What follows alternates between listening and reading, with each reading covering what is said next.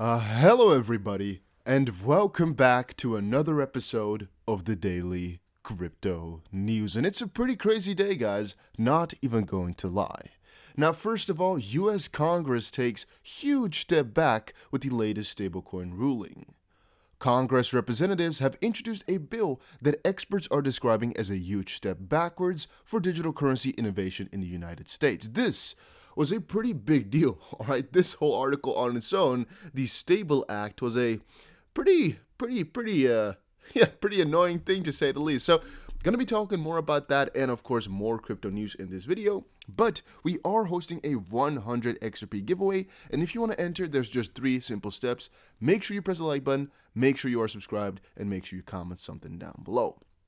Alright, so this article here, or actually this act, is called the Stable Act, and what it is basically for is it comes from the US Congress and has been introduced as a bill to regulate stablecoins. And my personal idea about all of this is that since a CBDC might be coming out, the Congress would not want any other coin manufacturer or just developer to be able to make stablecoins because that poses a threat.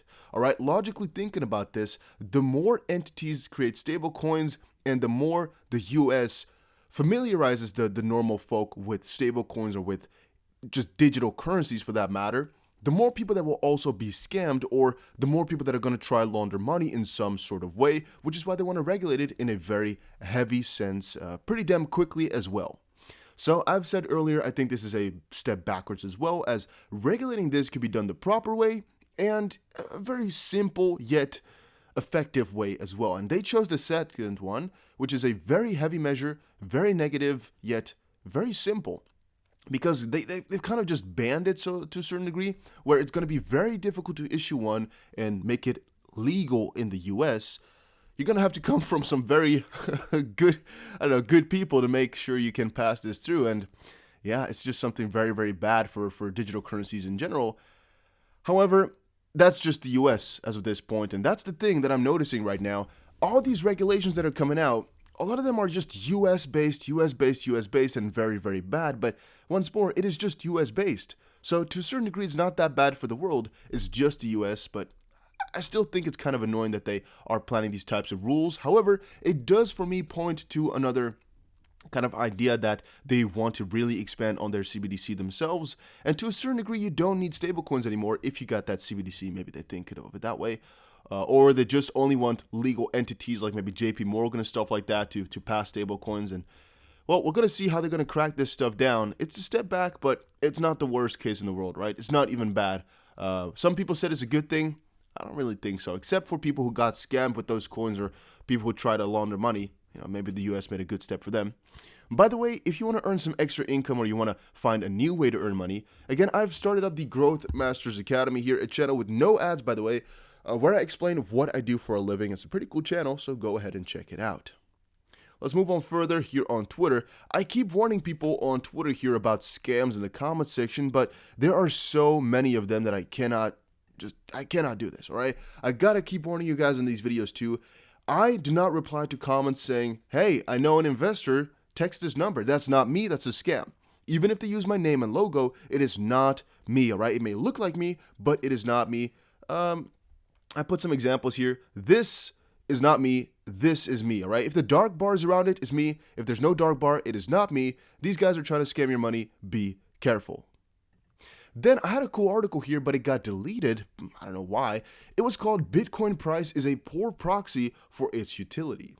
And the point I wanted to make with this article, or with this topic here, was how utility determines price, right? I think we all have known that. And whenever I was having these discussions about how high XRP can go, a lot of people said, well, theoretically speaking, it could hit Bitcoin's prices because it has more utility. And of course, a good counter argument is, well, no, because Bitcoin has less coins. But to a certain degree, I can kind of not be against that idea that XRP can go higher. Again, not necessarily Bitcoin's prices, that I will never be able to tell, but it can certainly go higher because of its utility or because of the way that it was built.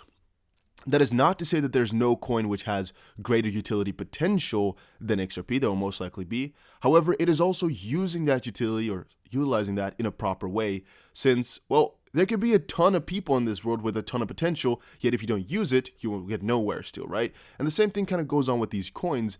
There may be a ton of coins which have some huge potential and which are really good in essence, but a lot of them don't pull through. And XRP, luckily through Ripple, has really pushed through, has been doing that, and they've gotten some plans out to heavily expand in 2021. Look at this one here.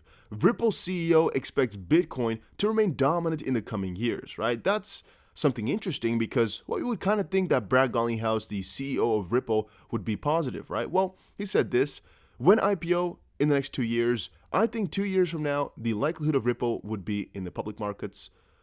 Basically just saying, again, IPO could be coming in the next couple of years. What I'm thinking is I have another article open somewhere that Ripple is going to heavily expand in 2021.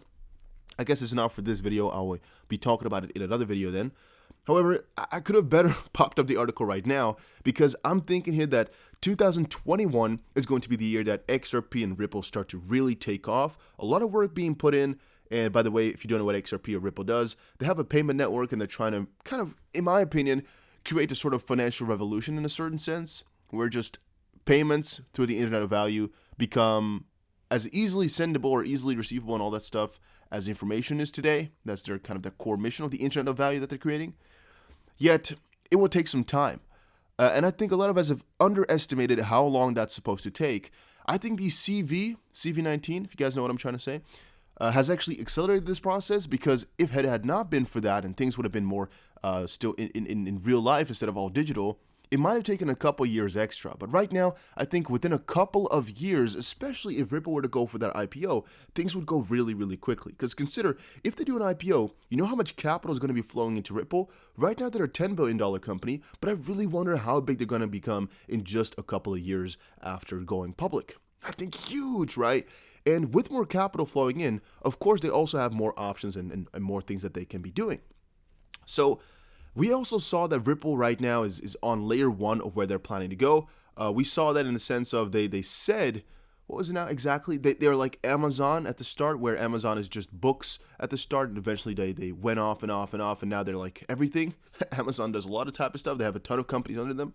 Ripple kind of has that ideology as well, where they're first slowly building it up and then moving on to other sectors. Yet, I do think it's a very smart statement for him to say that he thinks that Bitcoin right now is going to be first for the next couple of years. And that's actually interesting to say that he didn't say forever, right? He didn't say, I think Bitcoin is going to be number one or dominant forever. He said the coming years, which is, again, a very positive thing. I personally think so as well, because, well, Bitcoin right now has the most institutional interest. We can all agree on that. There's no question about that. Bitcoin definitely has the most amount of institutional interest, and I think everybody will say that Bitcoin is the biggest threat to the US and the US dollar and everything like that, all right? A lot of people are using Bitcoin against the dollar, so to speak, where they want to hold Bitcoin to make sure they're not as volatile to US dollar movements and they're not as reliant on the government. And that will most likely stay for the next couple of years until some other coin really has the potential to take it over, for which Ethereum could be one. Ethereum could be one for the reason that it's so big as a platform, and even though it's not that good of a currency itself, Ethereum 2.0 has now also popped up, and so the proof of work issue is kind of gone. It has a lot more potential now to become number one in the near future. However, XRP has another very, very huge potential, as that one, as I've said before, has the real utility and has more of a chance of just staying at number one forever and ever and ever, as I don't think that coin will ever get old. I don't really see it happening. Maybe in the next 150 years, but, you know, Swift has remained at the top for 40. Let's think of XRP as that as well, right? But it's already been up and coming for the last couple of years. I think really after a couple of years now, it can still stay at top for the next 60 years or so, maybe even 90 years. So, yeah. Once more, Blackrock here said, or Blackrock CEO, Bitcoin's popularity threatens USD's reserve currency status, and that is the sense that a lot of people are buying in Bitcoin and holding in their Bitcoin just because they're afraid of further on inflation, or because they're afraid of the fiat being controlled by the government, or because they just want to have their reserves, their own reserves, in a different currency. Now, there are still some talks going on about regulating this as well, and of course, since the CEO Larry Fink right now of a $7 trillion company, or kind of $7 trillion asset company, has put this out, or $6 trillion, we might actually see it happen a little bit sooner even now, because, well, people don't like this type of stuff, especially not regulators. They don't like to hear about this stuff, so we might be seeing something negative come from this, which I do not enjoy. However, he has a good point, all right? He has a very good point, and I personally agree with it. People will question this, but I personally agree with this. Having a digital currency has a real impact on the US dollar. The digital currency makes the need for the US dollar to be less relevant, and I'm not talking about America, I'm talking about international holders of dollar-based assets. PayPal CEO is bullish on many crypto, and that comes together with a lot of the other articles I've been seeing right now, where everybody thinks that we could be going up with a huge surge in the near future. I actually am not really picking a side right now, because I do think that if we fall back down, and again, if we quote-unquote get ugly, it's not even a bad thing. We can fall to $16,000 and still be in this huge bull run. I can actually quickly put the trading view open here so you guys can see what I'm trying to say. The point of it is we must correct before continuing on with gains. Otherwise, you're having an unsustained move like we saw in 2017, and you're ultimately going to fail, or you're ultimately going to lose more than win, so to speak. You can't really go up forever, logically speaking. So let me quickly open up a Bitcoin chart here to quickly show you guys what I was trying to say. Here, for example, is Bitcoin right now and XRP on a weekly basis. And the thing is, with Bitcoin, this is still our plan that we're going to be going up and up and up. And right now we are right over there. Let me quickly close a couple of these lines. As you can see, we are right over there. Let me also close out the Fibonacci. You can see where we are. We're right over there. It's still following the pattern. It's still a nice bull run all the way since March here. If you scroll in a little bit, you can see right from here, just started a new run. It has already surpassed this run right here if you check the monthly body for Bitcoin. And if you're watching in the car, I'm just looking at the monthly candles right now for Bitcoin and showing how this last monthly candle is so much bigger, so the candle of November, than what we've ever seen in 2017, showing me right now that this move is so much more determined and so much better based. The whole move in 2017 was, as we've all seen, based upon hype speculation. And this move, according to my own kind of analysis and ideas, is more so built on real utility, real ideology that things are going to be getting better from here, and the fact that more stuff is going to be built on top of this, at least for the recent future. We of course have PayPal, we have Square and Grayscale buying in heavily. And by the way, if you hear some fan, it's the computer. I don't know how to stop it. It sometimes goes berserk, and I don't know what to do about it. I've put the mic as far away as I can, but sometimes it still happens. And thus, all they're doing is just buying. I want to later talk a little bit more about this demand, or no, I should actually say supply crisis that's going on right now, because it's getting pretty heavy, guys. And even though, as once more, I cannot say whether or not Bitcoin will go up or down today, we do know for a fact that things are getting completely out of hand, and there is potential for huge gains still, as these bigger institutions are buying so heavily and they're just getting started. Once more, think about this right here. All right, 65% of the traders who responded to this survey of I don't know who actually did it, have said that they would be interested in using Bitcoin to pay for goods and services. Now, if you logically think about it, it's 380 people. It's really a very dumb idea to pay with Bitcoin for goods and services, but it shows how determined people are to start using cryptocurrencies, to start adopting it. I don't know how many people would use the CBDC once it rolls out and how excited they would be for that, because, well, what's the purpose? But this cryptocurrency and just to have real control over your own money, people are completely excited for. One thing that's really holding it back is the new acts that the US is going for, and one of the new ones that could be coming up soon is the one where they regulate self-custodied wallets. Would not be good at all, but all right. However, for right now, though, things are looking very, very bloomy. Things are looking very blossomy. Even if we fall back down, things are looking juicy. And yeah, I've told you guys before, I'm buying every single day. I'm still doing that. Even if prices go up, I'm buying every single day, because I'm not going to be missing this run, guys. I am not going to be missing this run. Things are looking too juicy. And yeah, XRP, I think, is still going to become number one eventually. I'm sorry if you're a Bitcoin bull and you don't like that. I personally feel so.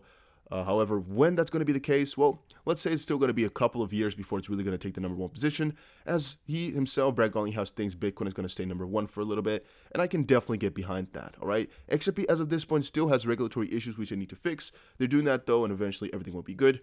But guys, that was it for today's video. Hopefully you all enjoyed it. If you did, make sure you press the like button and subscribe, and I will definitely see you guys again in another crypto video.